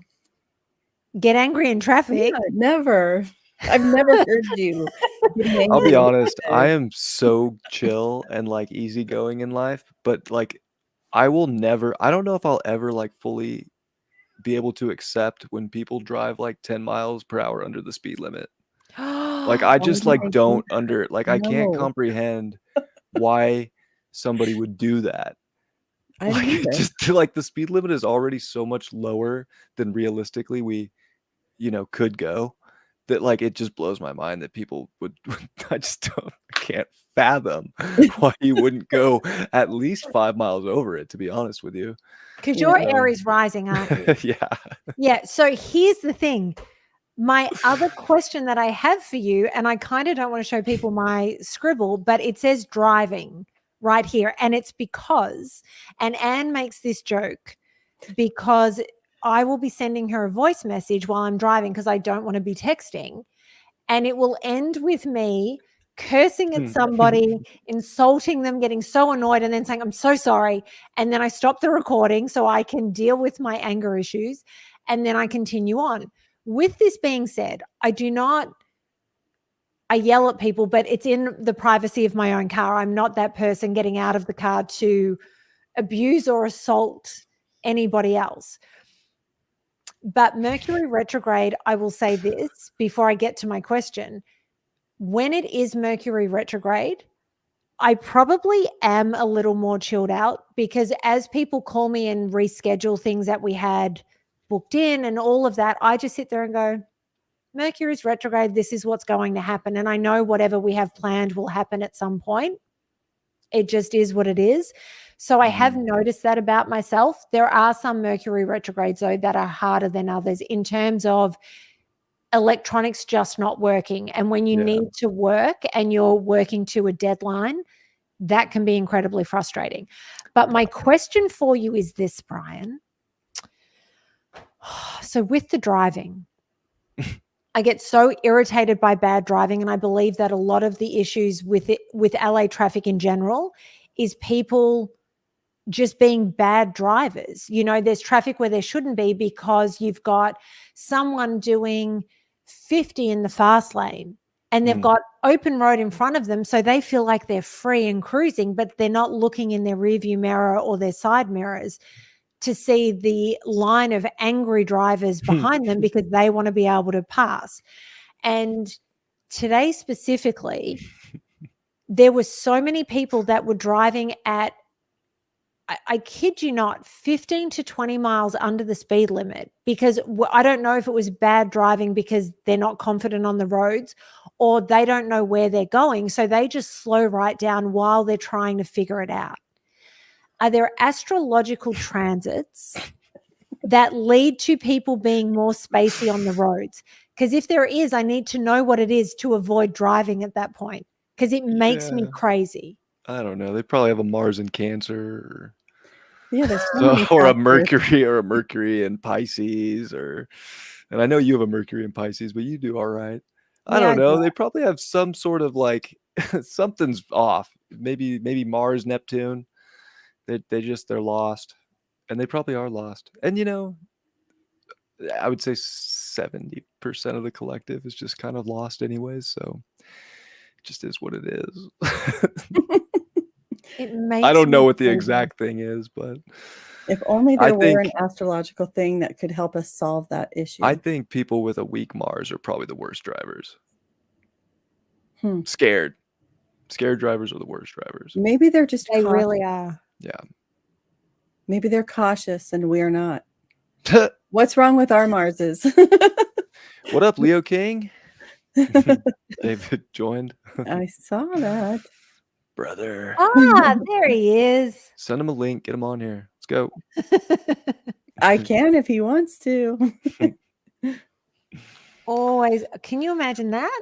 David, jump on. We'll have the whole gang together. All I need is an okay in the chat. Everybody's waiting now.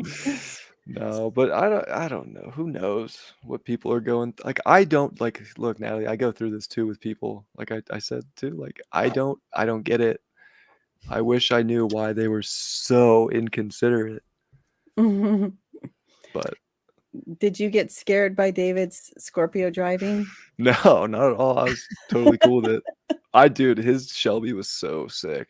That Mustang. I only drove in it once with him, but like that thing was crazy. Like that thing could just completely lose traction for like shifting from like third to fourth gear. like oh that car is like a death machine in all honesty, but it was so cool to be in. Never been in a car that fast before. That was sick. Yeah. And where is your Mars, Bryan? I have Mars in Sag. In the 8th. Oh, okay. My Mars is Mars is conjunct in Virgo. Antares, exact 9 degrees Oh. 9 degrees Sag. So, which is 15 degrees Scorpio Vedic, so it's like right in the heart of Scorpio. This is a random thing to say, but I'm enjoying at the moment, or I enjoy this time of year when you look up at the sky and you can see the Scorpio constellation. Yeah, my the Milky favorite Way goes constellation. right behind it. It's the coolest. I agree. It is the best constellation to look at. I think Scorpio and Leo are just like so obvious. It's like that's a lion, that's a scorpion. Like they're cool. There's definitely some that fit. Pisces is a good one too. Pisces definitely is like these two fish kind of jumping out of the water. Looks pretty cool. Libra, you can barely see. Libra's so funny. It's the opposite of Aries, which is like identification, and like Libra's like it's kind of dim. I think I see it. I know. Well, there's Scorpio though, so that's good. I know it's over here somewhere. I always find Gemini really easy to spot because the twins, even though you only see the two single stars, to me they're just so clear. Why? Are you celebrating something? No. Yeah, where'd the balloons come from? How'd you do that? I don't know. How'd you and do I that? keep trying to figure out how to turn it off. And I don't know what sets it off either. There are just moments in time where Anne and I are setting up to do my weekly oracle reading, and I do something and all of a sudden I freeze and you've got thumbs up emojis going, and I don't know. That's yeah, hilarious. and I'll try it and it doesn't work. So I don't know. I don't know. And I don't know what the snake thing was with the balloons. So If anyone knows, but with the Scorpio constellation, when I was out chasing comets while you were still at Highvibe, and I would send you my photography from my iPhone because I do not know how to change the settings on my camera. I would always send you the Scorpio constellation, and you would always come back to me and go, "Nice Scorpio." I'm like, "There you go." Just Very nice. perfect and my favorite. So I don't know if you know what we do, Bryan, but we always wrap up this show by asking people the same 4 questions every time, because we like to hear everyone's opinions, because everyone seems to be in a different place with all of this. So the first question is, what makes you laugh? Almost everything at this point in life. Politics, funny people, good jokes. I don't know. Like, I pretty much laugh at something every day. I laugh at myself. I do ridiculous things throughout the day, and I'm just like, wow. Good job, Bryan. You're killing it, brother. I laugh at a lot of things. Everything. Like, I don't know. That's just how that's like my toxic way of getting through life is like, that's crazy. Yeah.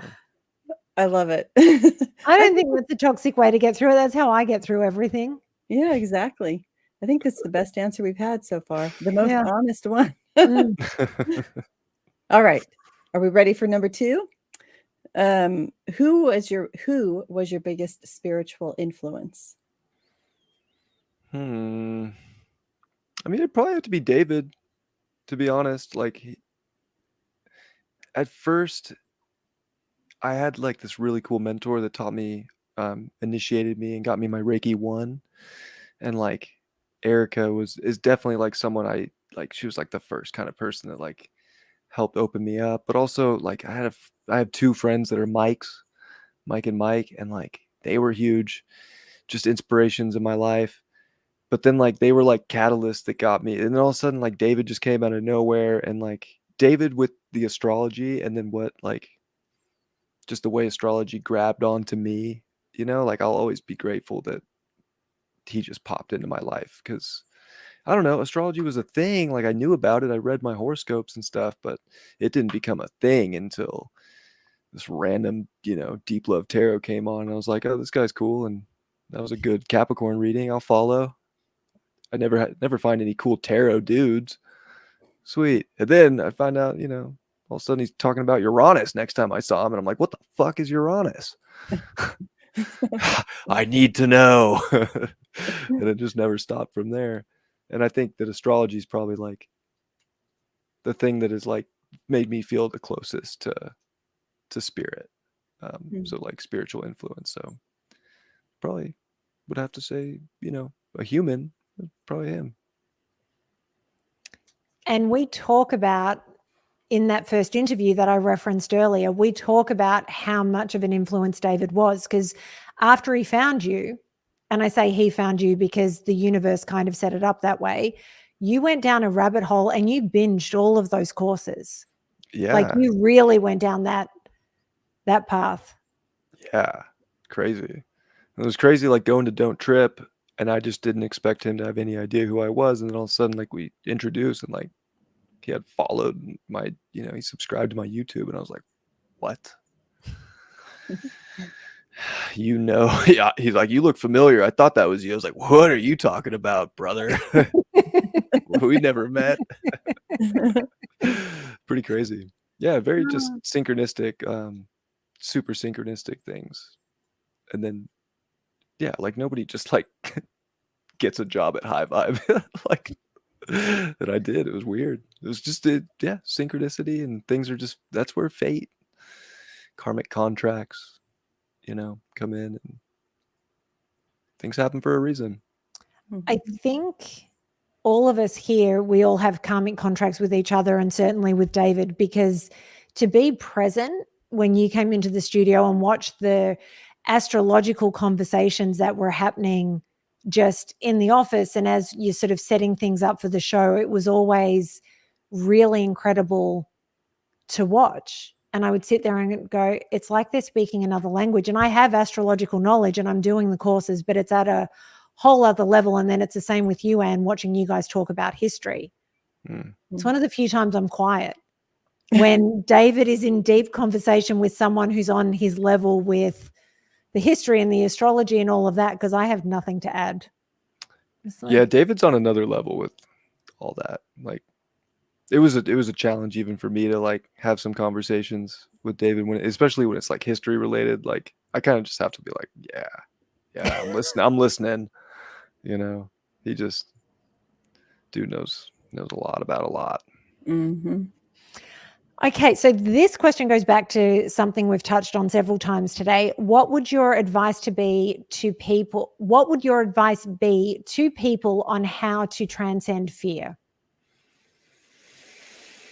To embrace it, to like be okay with being scared, but to do something, like to not be paralyzed, to not let it put you in paralysis. Like the moment like fear puts you in paralysis, like you're done. Like you're not going to do anything. So like you just got to like be okay with it, be scared but push through it. And you know, typically I bet if everybody watching, all of us can look back at times we were scared of something and did it anyways, and we're like, whoa, that wasn't so bad. I don't know why I was so scared. Or even if it was scared, then we're just so proud of ourselves. Like, wow, that scared me so bad, but I did it. So no matter what, whenever we push through it, there's always a really good feeling that comes from it. So it's pushing through. And I think that we all get scared of certain things. And sometimes fear is necessary, you know, like when there's a bunch of cars driving on the freeway and I have a fear of crossing that freeway, like it's probably for a pretty good reason, you know, like probably shouldn't run across the freeway. So like some fears are totally valid and they're there for a reason to keep us, you know, alive and going. So it's just discerning what's a legitimate threat and what's not. And if it's not, and it's just, you know, our own sort of, you know, trauma from the past or just some, you know, psychological thing, like we got to work through those. But, you know, if there's a windy road and there's a cliff on one end, yeah, you should have a fear of driving straight off that thing. You know what I'm saying? Good Anyways. point. Yeah. Yeah. Okay. So our final question is, what's the best piece of spiritual advice that you've ever been given? The best piece of spiritual advice I've ever been given. God, I haven't received any spiritual advice in a while. I'm like trying to think. I got to go back in the database.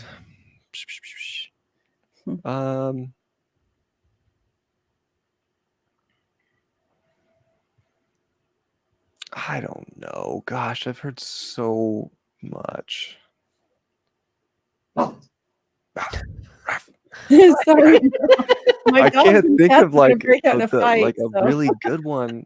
Or is that, there like a I mantra? remember like somebody like presenting to me and being like, oh. Or is there a mantra that you live by, you know, that gets you through day to day that you couldn't live without? God, I don't go that deep, like on a day-to-day basis. Like I'm not really just like waking up like. David's got one in the chat for you. When in doubt, roll them out. Yeah. That's probably the best spiritual advice I've ever. God, that was. Anyways, that's kind of an inside joke. Yes, and he has said that in the chat. He's like, no, it's a joke between Bryan and I. Right. Yeah. But I thought it doubles. It's a joke, but also it No, might. absolutely. Yeah, it became a God, what is the best spiritual advice I've ever been? I can't like recall like being given spiritual advice right now that I'm just like able to pull up. Like, I just think spiritually, there's just no boundaries to what is right or wrong, and you just need to do what's best for you. And as long as you're connected to God and you feel connected to the divine, then you need to go through and just do what you feel is right for yourself. And it doesn't have to look, spirituality shouldn't be, there should be no box. You know what I mean? It should be pretty wide open and free. So I feel like to be really truly spiritual, you have to be very individuated. And yeah, I don't know. That's whatever I'm gonna say right now because I can't think of some advice that somebody gave me that I'm like, that's what I hold on to. Well, David in the chat is saying that you always lived by your human design. Yeah, 1-3. Oh. Yeah, I'm definitely I do. I'm fucking trial and error. Mm. I love to try things and to fail at them. That's like my thing. And then I learned something through it.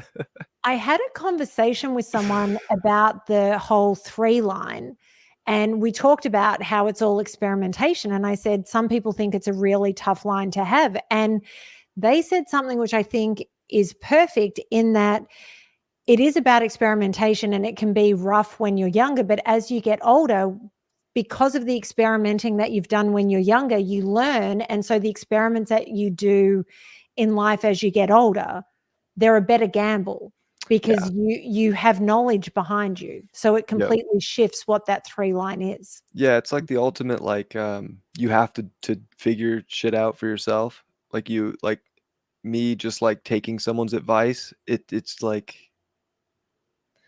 gosh, that does sound like good advice, but like I got to F around and find out. Like I'll never know if I never F around and find Yeah. out, you know what I mean? So yeah, everything's like trying to understand for myself and really the only way to truly understand something is to do it or like experience it. Um at least for my human design. But yeah, I mean, I guess that's what I always live by. Yeah, that's me too. I have the same type. I'm 1-3 also. In fact, I might have been the person you were talking to about that, Natalie. I don't know. Mm. But you're just you're not just, you are a generator. I am just You a you and I generator. are just generators. just a emotional generator. Just emotionally generating around this world with a 1-3, a lowly 1-3, as Dylan and David would say. Yes. Somehow I muddle through also. I And I mean, have I don't Natalie know. manifesting for me. So Natalie says it and I generate it. No. That's what we're here for. Natalie just gets to go initiate life all she wants. Must be nice. Yeah, but sometimes I have to live like a generator and I don't enjoy it. Oh, it makes me mad. Yeah. I'm like, this is not the life for me. No. But you know, we all have to find our way through, and it's Yeah. but this is the whole thing, right? With all of our different designs and different lines, we all work so well together as a team. Yeah, I like it. I like knowing human design a lot and like knowing that I need to respond in life and like initiating isn't really the thing and emotion is a thing too. So I need to be like, I need to have some emotional drive to want to do something. And that I also can't think that that emotion is going to be the same after I try it or while I'm in it. Like there's no truth in the now for emotional defined people, as Dylan would say. And like I've really like taken that to heart. So maybe that's something of a spiritual thing is like there's no truth in the now for emotional beings because emotion is a constant shift, constant, change. And tides are up, they're down, uh, spinning all around. And you figure out truth once you've experienced it, and you know that's that. So Yeah. But you know what? It's better to live life and experience all the things and not have any questions at the end of it, whether that thing that we tried was right or wrong or something somewhere in between. We're not left with questions at the end of it. And to me, yeah, that's one of the best things we can do for ourselves. yeah, I think another thing for me is like just being okay with not doing it right or failing, and like not just accepting it and like taking accountability, and even being like happy that I did try something or experience something for whatever. And even if it sucked, again, like, take accountability for it. Like, that's just something too, where like the Capricorn in me respects that, when I'm just like, yeah, that, it's on me. It's always on me. And I need to be okay with that. It's my life. I'm the captain of this ship. And you got to take responsibility for that as an individual. And things happen outside of us, yes, and we don't always have to take accountability for everything in the world, but definitely our actions, decisions, things that we do, like, we're not always going to be perfect. That's okay. Just as we want to take accountability for the things that are great, taking accountability for the things that aren't so great is just as important. Helps you move on, and it helps you like get over it. Once you just accept something, you can move on from it. Yeah. I completely agree. So, Bryan, for people asking if they want to book a reading from you, what email address should they be using? It's under my videos, if you go to my YouTube channel, but it's scarboroughb@protonmail.com. I don't have my fixed air moon one anymore. I can't get into my C panel. It's a little embarrassing. Look, it happens. My website fell apart a few years ago, and I had to pay someone to completely rebuild it. Just things go wrong. It happens. I will have the email listed below as well. I just wanted to check as to which one everybody could use. So I will have links for Highvibe, for Bryan, for everything that we have talked about in this show. I will have all of that listed below. For those that are interested in my oracle readings, I think I'm going to film the August reading shortly after we end this. I figure while I'm up and functioning, we should do it. So I'll have the link to that YouTube channel below as well. And I am always so grateful that you do this show with me. I couldn't ask for a better person to co-host this show with. And Bryan, it has been so wonderful having you back doing astrology and doing your thing each day on YouTube, but also coming back with Anne and I and getting to reminisce and talk about all this crazy astrology that we have coming up for the rest of this year. We're so grateful. Yeah, I appreciate you guys so much. Thanks for, inviting me onto the show. And I'm so proud of both of you for even having this show and running it on your own like this. It's so cool. And you're doing a great job. And I've watched a couple episodes and seen a little bit of this and that. And you're just doing a good job. And it's fun. And there's a lot of cool topics. And I'm very grateful that you wanted to have me on and just to spend some time with both of you. It's been a long time. Thank you. It's been wonderful to see you again, Bryan, and don't be a stranger. And I've heard possible rumblings that you may be doing a conversation with David also. Yeah, we've been talking about it. We're just trying to figure out a date.